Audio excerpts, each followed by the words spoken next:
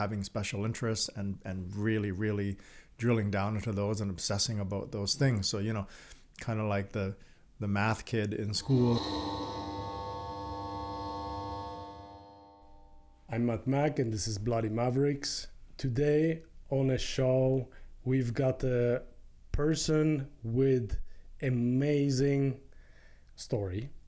A lot of different maverick journeys, from beginning on a stunt artist all the way to the film director. Best known for design work on Nikita shows, Titans, The Boys. A lot of work done on What We Do in the Shadows. Won Best Stunt Ensemble in Toronto recently. Ni hao ma. Oh, okay. Yeah, ne hao ma. Hi. Yeah, very good. Ho. Tig Fong. Pleasure having you in the house. Pleasure, sir. Thank you for coming, and I think we've gonna have a lot to dig in today. Let's start with my blind guess that we have on the table today. Yeah. Your background is kind of behind the mist, right? And you've got in you the Asian Pacific Islander, correct? Correct. And you've been raised in Taiwanese? Twiceanese. By Twiceanese parents. Yeah. Twiceanese parents. So this is the closest I could get on my blind guess. We've got some veggie steamed dumplings. We've got fried tofu and obviously the rolls. Please dig in. No, thank you. And we've got two sauces as well on the side. I think one is a plum sauce and another one is a soy sauce with some garlic. That is. So you have Japanese chopsticks. I don't know if you knew that. No. And then you have a Chinese fortune cookie. This is wings. The factory, the original factory, is still standing, although it's a vacant building right now. Oh, really? On Queen and Carla, I think. Yeah. That's fascinating. Queen and Leslie, excuse me. Queen and Leslie. Yeah. So how do you know, looking at the chopsticks, that they're Japanese? It's the style, the pointy style of chopsticks are the Japanese design, and the Chinese design is a little more straight. So now you know. Even the artwork. Really? Wow. Yeah, it looks Japanese to me. Every show I'm learning something new, and I love it. Amazing. So I had to laugh because you have the microphone on the right side, which forces me to use my left hand. But luckily I can do that. My apologies. It's okay. Luckily, I challenge people all the time. When I see people, I go, "Oh, you know how to use chopsticks? That's cool. Can you put it in your other hand? I want to see." It never works out. No, not with me for sure. It would definitely not.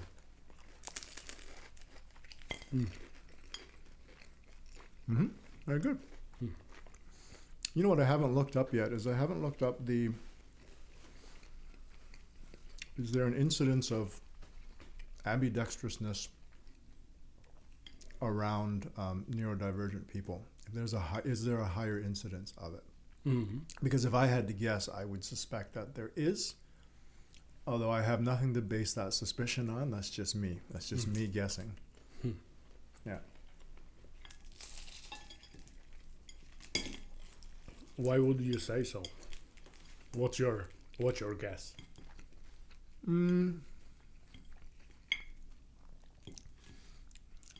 No, it's a whole bunch of extrapolations. A lot of artistic people are left-handed.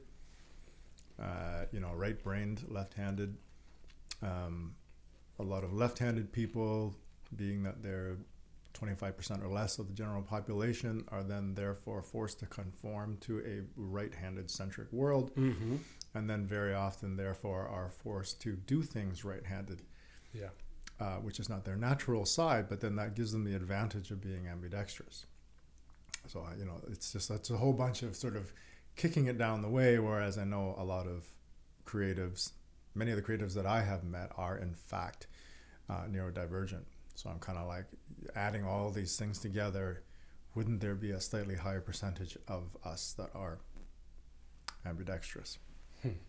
I'm till recently, to be honest with you, I haven't got a lot of information or knowledge on neurodivergent people, and my wife actually told me that because of my dyslexia, I might have a little bit of it in me, and I was surprised and thrilled actually to learn that there is a part of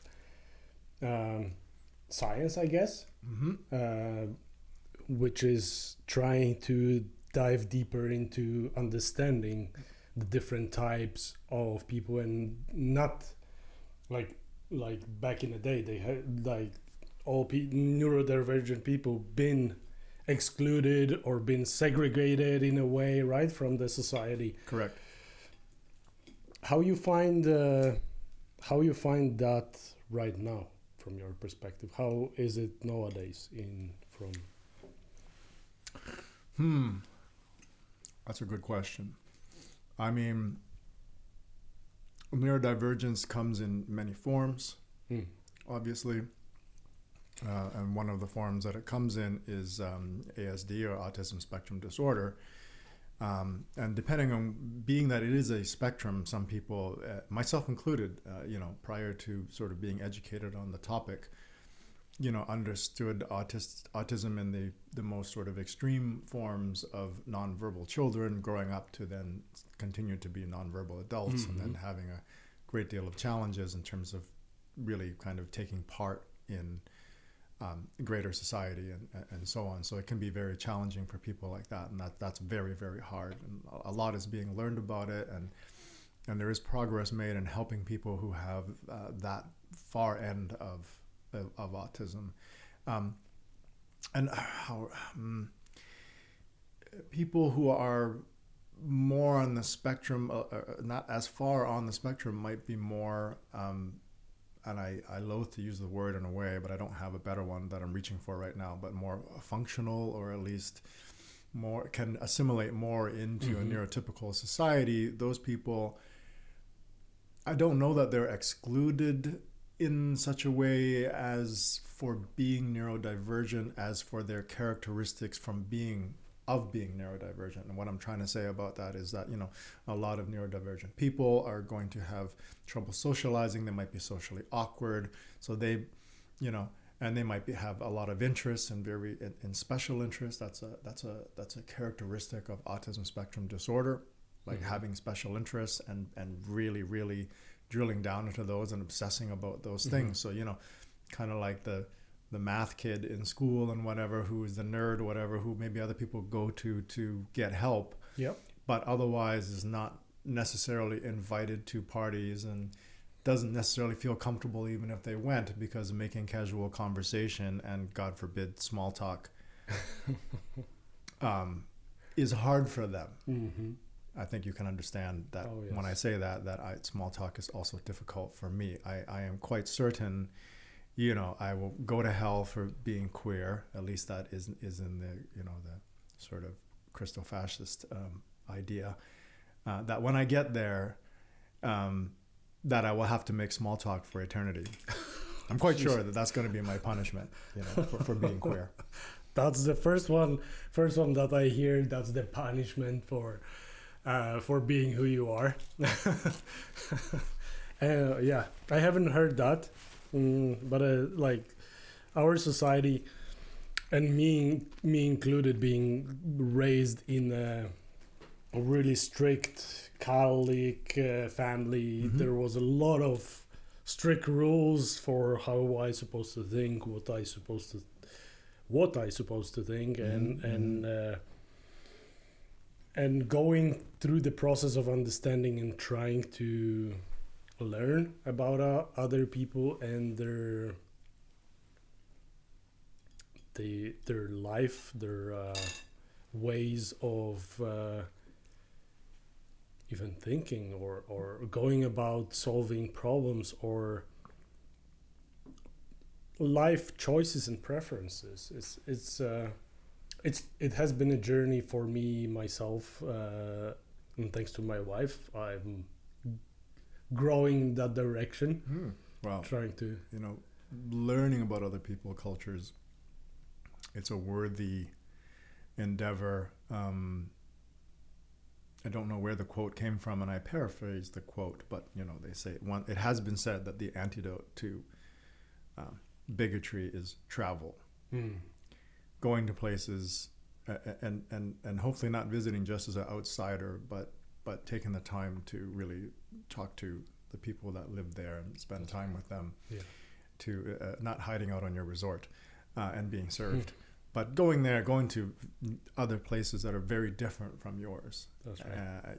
Can really teach you about the rich tapestry that is the human existence. And that rich tapestry extends beyond just culture, but also in neural makeup, in sexual orientation, in gender expression, and everything else. And that is a richness that is something to be celebrated, not something to be feared, or certainly not something to be prejudiced against. Yeah. So it's a worthy endeavor.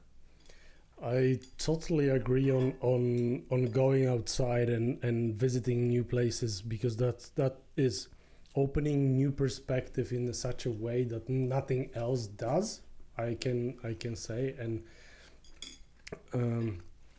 a lot of people do not like. A lot of people, when they travel, they go to resorts and they think they have been visiting the visiting countries, been into those countries, and from my personal experience, there's nothing that you can really relate to, learn, or because you are just moving one bubble that you have here to another place, just to adapt to being comfortable from here out there, and the only thing that you can learn is hearing couple words in a different language, I guess, in such included or secluded place like resorts are, right? A lot of people do not even go outside of them, of the gates. Exactly. And that's where, just behind that gate, that's where all the experience lies. That's where the experience lies, absolutely. Yeah. Beyond relaxation, which is also important. Oh yeah. It is. I've never eaten over a microphone before. It's really weird. I feel like I'm doing an ASMR thing.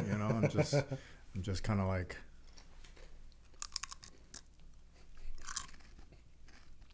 You are watching Bloody Mavericks. I don't know. I just sorry. No worries. That's awesome. It kind of is a new experience for a lot of people, for myself as well. Like eating over a microphone. Yeah. On camera. Truly. It's a 16th time that I'm doing it, but still is kind of fresh. and have you heard, back from any of your listeners that have misophonia? And what do they have to say about it? Actually, I'm going to guess that they won't be your fans anymore if they do have misophonia. They're just not going to put up with this. Might be, or they might be skipping directly to the part. They could always fast forward past the eating, right. The eating part. Absolutely.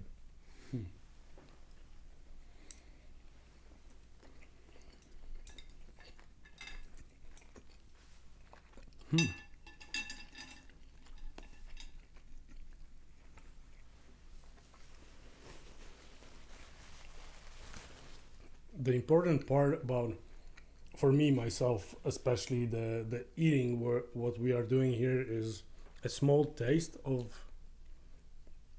the background that you are carrying, and every time is different, right? So it's,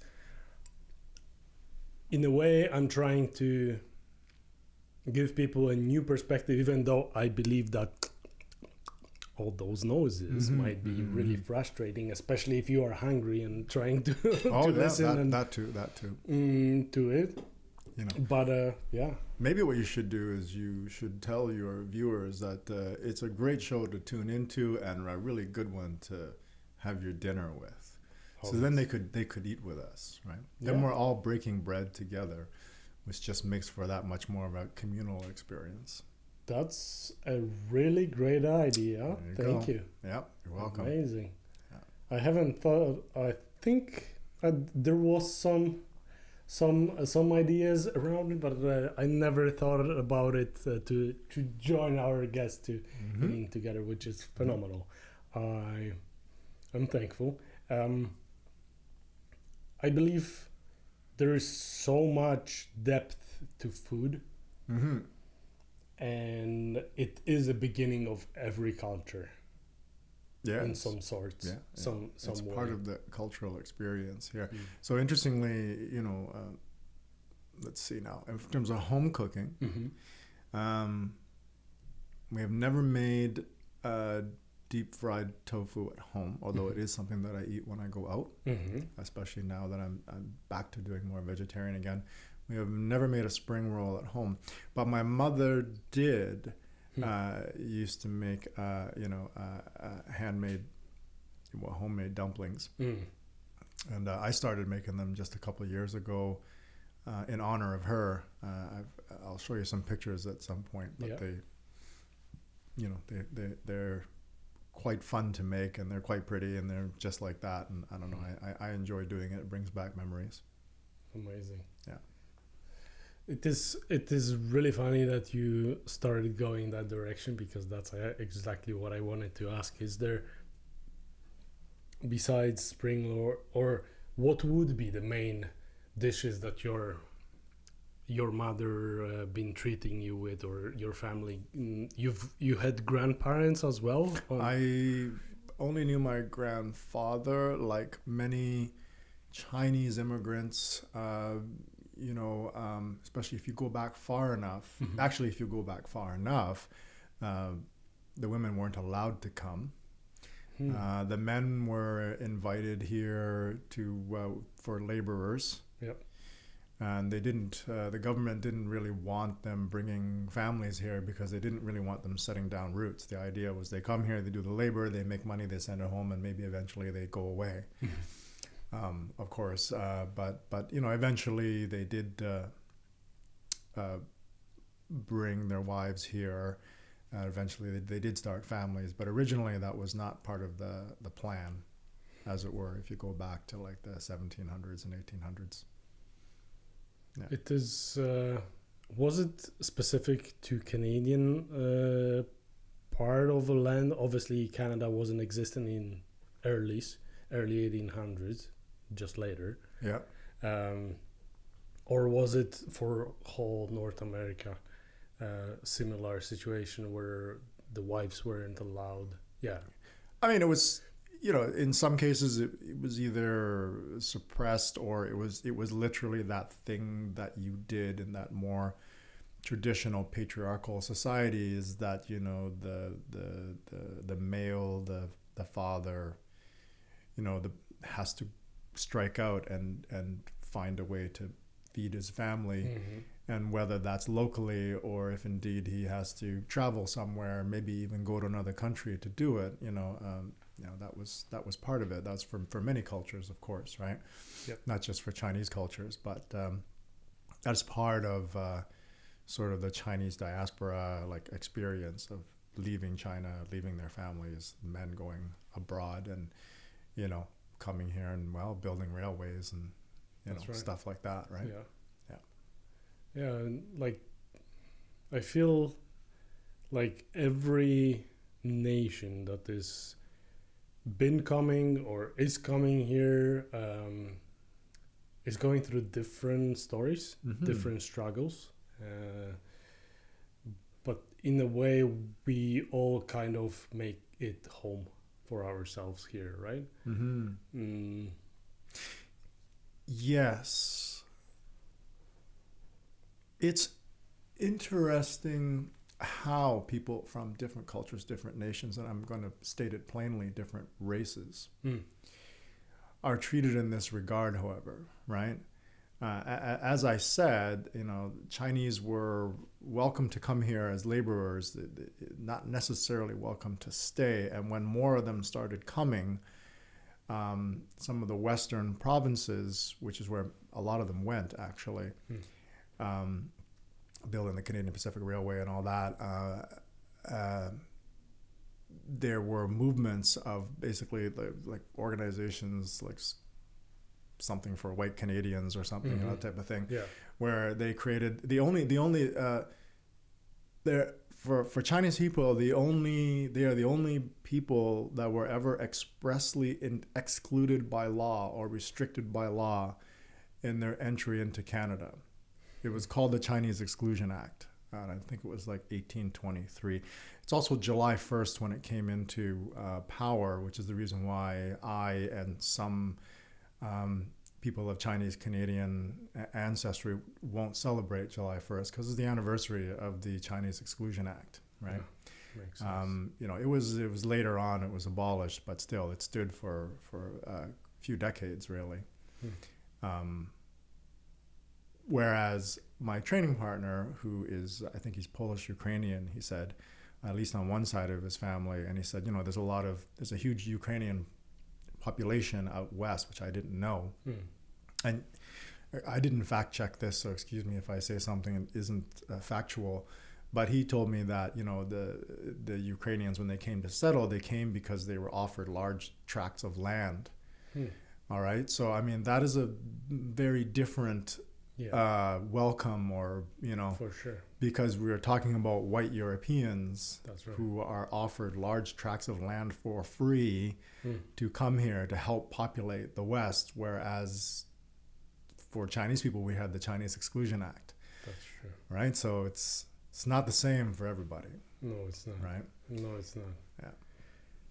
And I think even to this day we are seeing there are different ways that our government is trying to steer the whole immigration policies.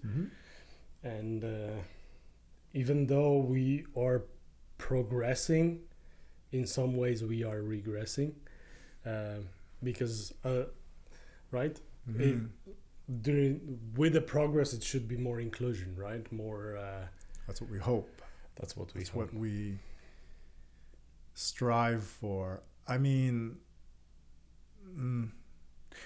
growing up with terrible racism, and that being sort of my lens that I saw the world, and then now, I've seen queer rights improving, and then I've seen now attacks or increased sort of vitriol against transgenderism. It's hard to know which way we are actually moving, because you mentioned, like, does it seem like we're moving forward or we're moving backwards? I'm not an optimist, not really. I guess I've had too much life experience for that in a way, but I do believe that greater inclusion and empathy is unavoidable. I want to have the radical belief that increased empathy is unavoidable because it is part of human evolution. If we somehow don't make it, if we somehow destroy ourselves and, lay our civilization to waste, then I guess we'll never get there. But if we somehow manage to not do that, I can only believe that as we move forward that we will have more empathy. Because the further back you go in history, when, in England where drawing and quartering people was entertainment for the masses. That's People would gather and watch somebody be dismembered because I don't know, they don't have video games back then. I say that somewhat facetiously, but they didn't have compassion, it seems. And if you go back far enough, and the further back you go, the more barbaric we were as a species. Now, are we not capable of barbarism now? I mean, obviously we are, right? There's examples of barbarism that happen here, maybe in our city or certainly in certain countries now. And, you have sovereign nations attacking each other now. And we thought we were kind of hoping we were past that part of modern civilization. And apparently we are not. So it's difficult, but I still, like I say, I cling to the radical belief or hope that we are destined to be more inclusive and more empathetic, because I think it is part of human evolution. It seems like you believe that people internally or naturally are good, are empathetic, and they would go to their roots in that respect? No, I do not. This is why I'm saying it's like I don't think that I'm that optimistic. I don't think that the natural human condition is good. Good being a relative thing, anyways, right? I just believe that you have to understand how we came to dominate the planet in the way that we have, right? We didn't do it by being the largest or the most dangerous or having the biggest teeth, or we did it through cooperation, right? Cooperation was the most powerful tool, that we had after manipulation of things and, having opposable thumbs and all that. Those things are great as individuals, but it's the power of community. It's the power of humans getting together to increase their chances of survival, and then, secondarily, then to share knowledge, right? It has allowed us to, as a species, be the only species that could leave the planet, right? So it's not that I think we have inherent good. I don't necessarily believe that. But I'm saying that our evolution only points to, if we are to go further, we have to continue in this direction of working together. And you can only do that through greater empathy and greater inclusion. Because if you don't, then you start working apart again, which is kind of what's happening around the world with there's a lot of polarization, polarizing forces that are happening right now. And we are seeing that it's quite destructive, for instance, right? And if it keeps going that way, then my radical hope is not going to happen. It's just not. But if we can get through it, then again, it takes us back on the path. That is the whole reason for our evolution, the whole reason of how we got here in the first place. How about the part where there's a lot of dead bodies on the way? It's like, yes, we did that through cooperation, but there were groups and castes and small communities that took advantage of other communities to walk on top of them, get higher, get further, with basically leaving fields of bodies behind them to get where they wanted. Are you opening the door for me to talk about colonialism? That is a dangerous thing to do. That is a dangerous thing to do. Yeah, I mean that's part of what we're trying to address now, right? We're trying to, well, not everybody, but we're trying to decolonize societies if we can. Those of us who were colonized are trying to decolonize ourselves. I actively try to decolonize my mind. If that sounds abstract to people who are, listening or watching this, it's quite simple. I grew up on the east coast of Canada as I said, with adoptive Chinese, twice Chinese speaking parents, there was no Chinese community in that place, as Halifax, Nova Scotia. Yep.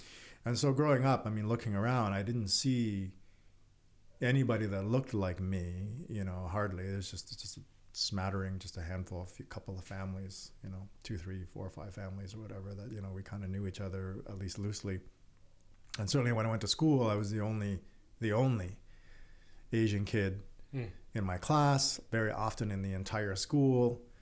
As I moved through different, like 1 to 6 or whatever, then you move to another school in your junior high and high school or whatever. I was still the only Asian kid. And watching TV and, sports and movies and whatever, I also didn't see people that looked like me. Meanwhile, while I was not seeing any representation of people that looked like me, I was also experiencing horrific racism, like from the day I set foot out of my home and went to school, and I heard my first racial slurs being hurled at me, and I didn't even know what they were. It didn't take long before I didn't want to be me. I didn't want to look the way I look. And I see this with people that have been colonized, other countries that have been colonized. The number one selling cosmetic product in India is something, it's called Light and Lovely or White and Lovely or something like that. It's a skin bleaching thing, they're a colonized country. They value light skin. Light is beautiful, and to be dark is ugly. If you go to the Philippines, the Filipinos are colonized by the Spanish. They feel the same way. Filipino people, women especially, are ashamed if they are dark, if they end up out in the sun, and they want to avoid the sun, and they want to, the number one cosmetic surgery in places like Hong Kong and Singapore and Korea is removing the eye fold, right? So you have more Caucasian eyes. Actually, it's way better to put makeup on. I kind of get it now. I didn't get it before. That's before I started wearing a lot of makeup. But anyways, and an African-American woman, if you look at examples of the like famous ones like Michael Jackson's sister and Michael Jackson himself and so on, augmenting their noses to be narrower and thinner to look more Caucasian. Well, I never liked my nose. I didn't like the color of my skin. And what did I want? Well, I wanted a thinner nose. I wanted lighter skin. In other words, I wanted to look white. And that is your mind being colonized. How do you learn to look in the mirror and love yourself for who you are and what you are naturally, if those things are embedded in there? How do you not feel as ugly as those people say you are? If you grow up in the street and you hear ugly chink being thrown at you day after day after day going to school, and you look in the mirror and you don't look like the people that you see on television and in the movies and whatever else, it's like after a while you don't want to be you. You want to be somebody else. You want to be somebody else. So you actively, as a person, anyone who has had their mind colonized this way, has to actively work against it. Right? They may say, oh no, I just look prettier with green eyes, so I'll wear these green contacts, or I think I would look prettier if I, had a thinner nose. It's like, it's not that the nose is thinner, it's that the nose is whiter. And those people need to understand that before they go and make that change. Because maybe they can see the beauty in their own race. Right? There's only one race, actually. It's the human race, because race is a social construct, but that's another conversation. Race is a social construct, yes, but because we have now entered into this whole post-colonial conversation, we have a race of people who were very fortunate, They had a lot of technological advances, and they very interested in expanding around the world and going abroad and basically collecting resources and bringing them back while subjugating all the people that lived in those lands. And I will say this fairly, because I do understand that a lot of Caucasian people feel that they are under attack now, especially when they themselves will say, well, I had nothing to do with that. I wasn't here 200 years ago. I didn't have slaves. I didn't do it. It's like, I get it. It's just that we live in a post-colonial hangover where the people that those things happen to are still experiencing the effects of those things. The trauma is continuing. There is generational trauma. I'm actually been studying that and reading a few books about it, whereby the very DNA in our bodies have been changed through these traumas.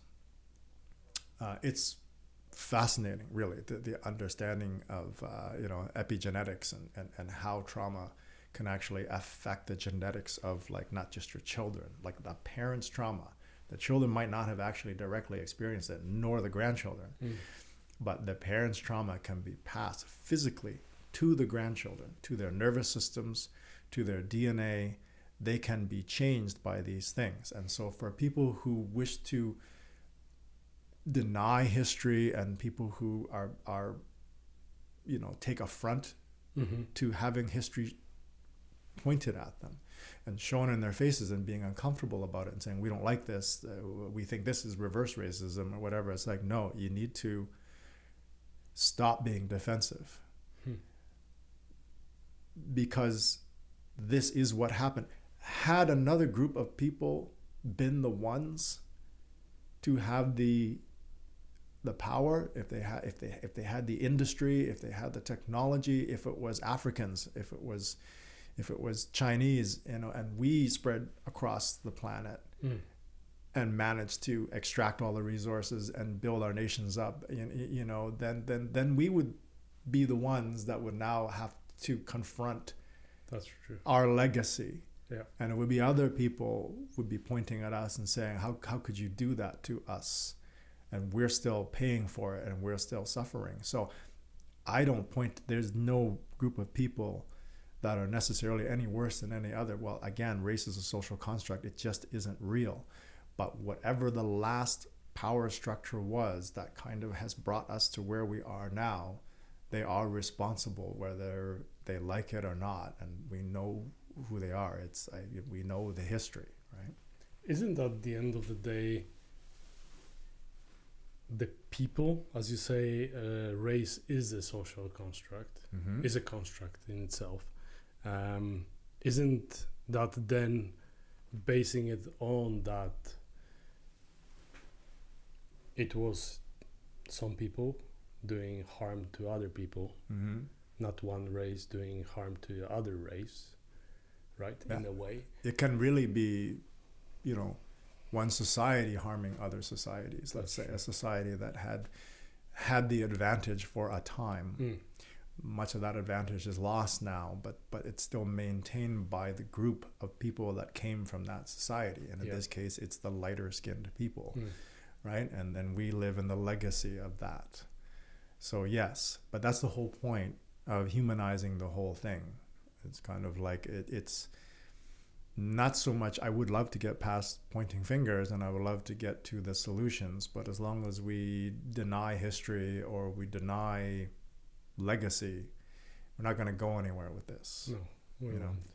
I think the one of great conversations that I have many times, especially like when I have guests who are saying that I don't have nothing to offer. I'm as Canadian as it gets. Me being not even a Canadian yet, just a permanent resident and a newcomer to this country. I feel like you only can put yourself in one bracket as long as you are willing to do so, or you are not aware that you are doing so. Meaning, if you look far enough to your background, to what we just spoke about, the real Canadians are the natives that have been here on this land from the beginning. Yep. And there's a lot of heritage that comes with every single person, because we all have different one. And there's, as you said, a lot of generational trauma, a lot of harm done through the ages. One people to another, neighbor to a neighbor, brother to a brother. Doesn't matter the country, because there are tribes who fight within within the country against each other, killing themselves for a piece of land or for an idea, still to this day. Sure. Yeah, Catholics and Protestants, Bosnians and Serbians. That's right. Hutus and Tutsi. Mm. Exactly. So we will do it to each other. So it's not to say that any one race of people or whatever is any worse than anybody else. It is simply to say that there are power structures that were created that are going to have to be dismantled and evened out before we can have equality. That's true. Yeah. How would we go about that, though? Because those structures, if like I usually like to say that if you don't understand what's going on, just follow the money. Yeah.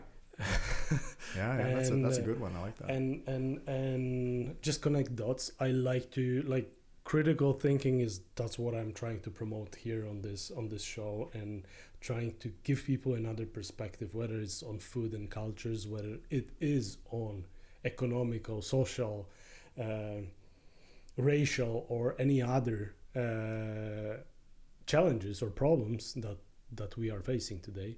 It is a way, if you want to understand the big issues and super complicated constructs being right now in power, just follow the dots, and you're gonna get where, who's leading, what's taking. That is also true. That is also true.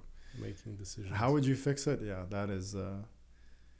that's probably beyond me. I certainly try to do my part in a way by talking to people and learning, because what is it, as cliche as it is, you be the change you want to see in the world, if I can say that without causing you to throw up, and I do believe that in so many ways. In the broader perspective worldwide, I don't know. There's so much difficulty, because you correctly point out that many places in the world are actually moving backwards.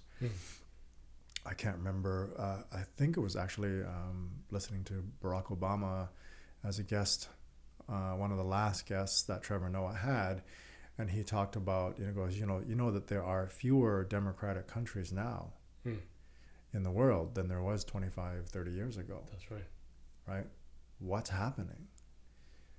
Right? Because democracy is supposed to be egalitarian. It's supposed to be a better way, for our civilizations to work, as opposed to, the monarchies and things and empires that existed before it, right? It gives supposedly everybody a chance, and we should be getting more democracy. We shouldn't be getting less democracy. So it would be very hard for me to answer that question as to how to make things better, when we talk about things like, decolonizing and so on, when you actually have a regression in many places in the world, but you still have progression in some places in the world. And that gives me hope, that gives me hope that it's still possible. If it were regression everywhere, I might be a bit more pessimistic.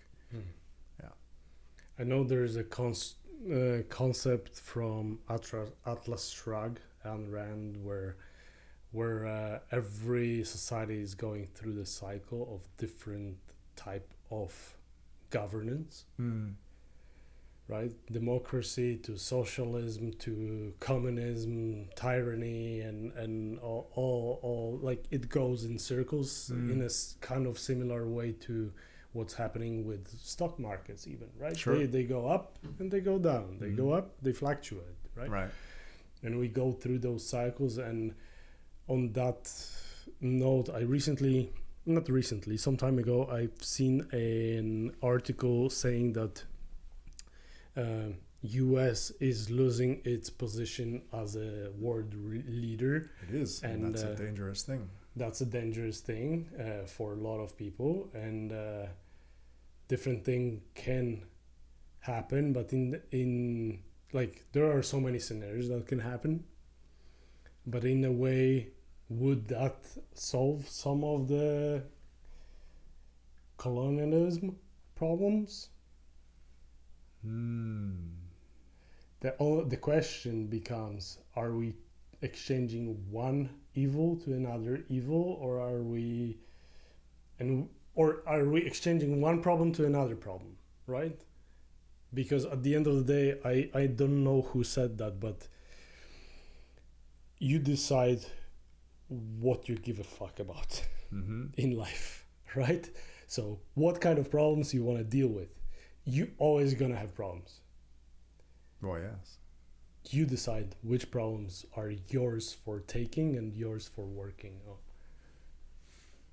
Yeah, that is a truth for individuals, and I suppose as a truth for larger societies to decide. Yeah. I wish we would live in a world where we all would be open to each other and understanding and empathical. However, I'm not positive on a positive frame mind.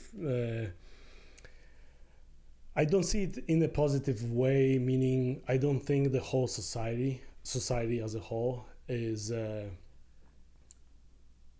smart construct. No. And all the people will never be super smart, will never wanna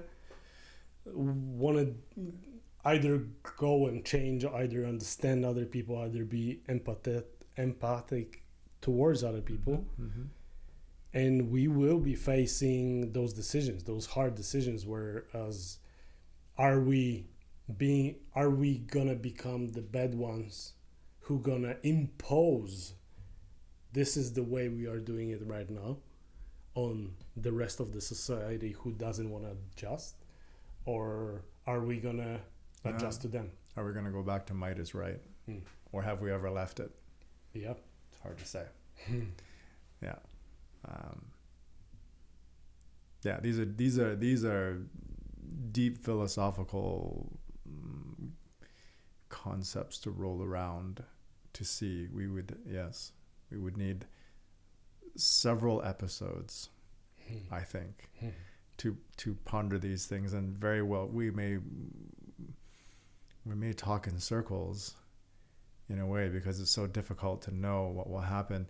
I've always said that, civility is just a veneer. If you take away food and water, shelter, then we go into survival mode. Yep. And with, current population and our rapid consumption of the planet's resources, something else that I care deeply about, and climate change, where some countries that are more vulnerable than others will suddenly be thrust into unlivable conditions and forced migrations. It's already starting. How will we respond to that, as a civilization? That is actually a more interesting thing to that could be a strong determinant of whether we move forward right now as a species and we do become more empathetic and we do. You have to have basic needs satisfied in order to explore these higher thoughts. Yes. Right? If you're just trying to get clean water, if you're just trying to have enough food to live to the next day, I don't think much of this matters. Or the things that you and I have the luxury of talking about over some, spring rolls. If we're just fighting to survive. So I do worry. That's one of the major threats, really. It's not, not social media, not necessarily the unrest in some countries versus other countries that might be stable, or the possible dethroning of the U.S. as a world leader and the reduction of democracy. Probably the greatest threat to our being able to evolve and to move forward as a species would be resource wars that can be caused by overconsumption and by climate change. So that's a whole nother topic. Oh yes, yeah. That can go really, really deep, and I think if it would ever come to that, we are regressing all the way to being animals and fighting for it. Exactly. For life, right? That's the reason why, having evolved governments as quickly as we can and evolved responses to universal threats like the ones that we talked about is the only way forward, really. It's like if the world leaders cannot get together on what to do about climate change, for instance, if you can't pull your head out of end stage capitalism and do something that is a universal threat to every living thing on the planet, then you haven't got much of a fighting chance, right? That's true. Yeah. So, but this is all dark conversation now. Yeah. Let's lighten it up a bit. I want to hear your story. I want to hear. Because you said about your childhood struggles. I still don't know if you've been adopted. Have you came from Asia as a child, or have you been adopted over here? And it's a wrap. We dare you. If you are bold enough, hit subscribe, repost the rebellion, and don't miss out on next week's episode. It's going to be bloody brilliant. See you on the next one.